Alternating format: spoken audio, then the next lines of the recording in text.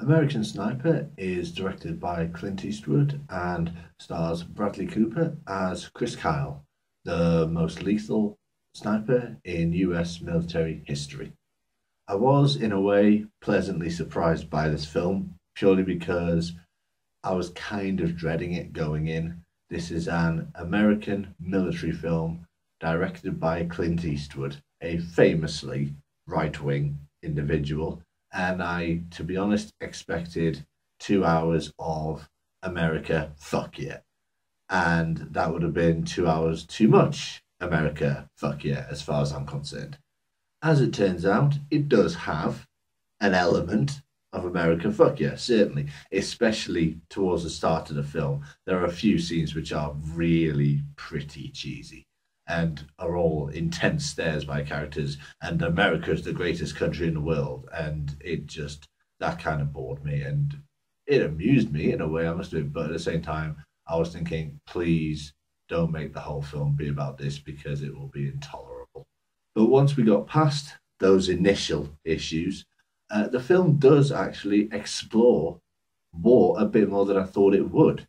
It goes into, to an extent anyway, post traumatic stress disorder, especially with Chris Kyle and his struggles to adapt back to home life after being on several tours in Iraq.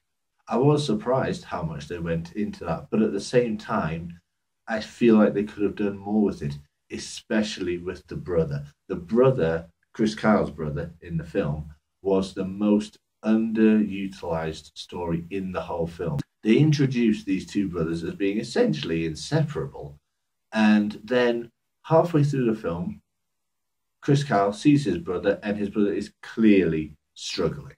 He tells him, fuck this place, multiple times, fuck this place. That is the last time we see his brother for the entire film.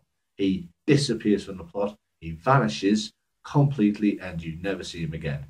That was ridiculous. They could have really explored that character and what he was going through, and it was a painfully missed opportunity.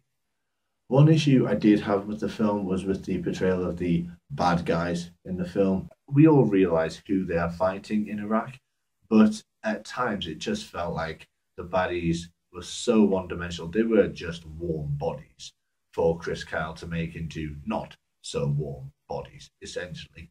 And that was their only purpose. It felt very sort of bang, bang, bang. More people dead. Isn't he amazing at doing this?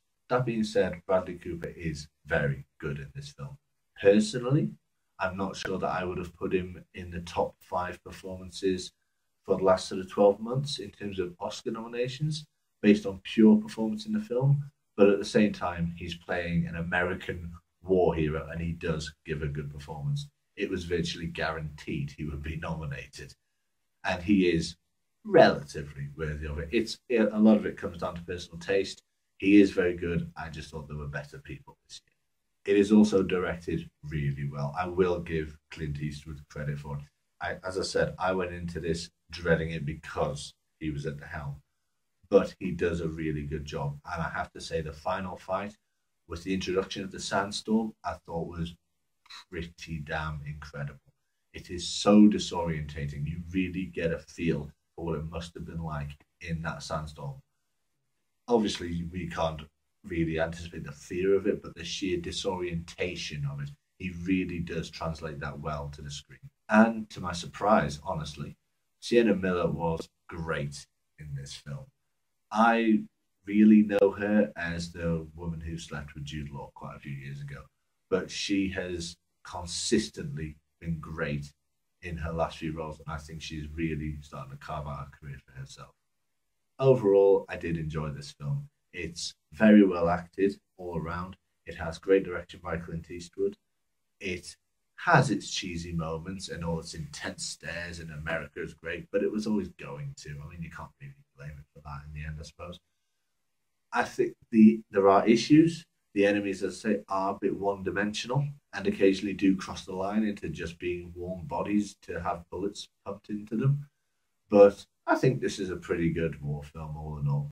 I also think it was paced really well, which so again surprised me slightly because I thought it could drag a little bit.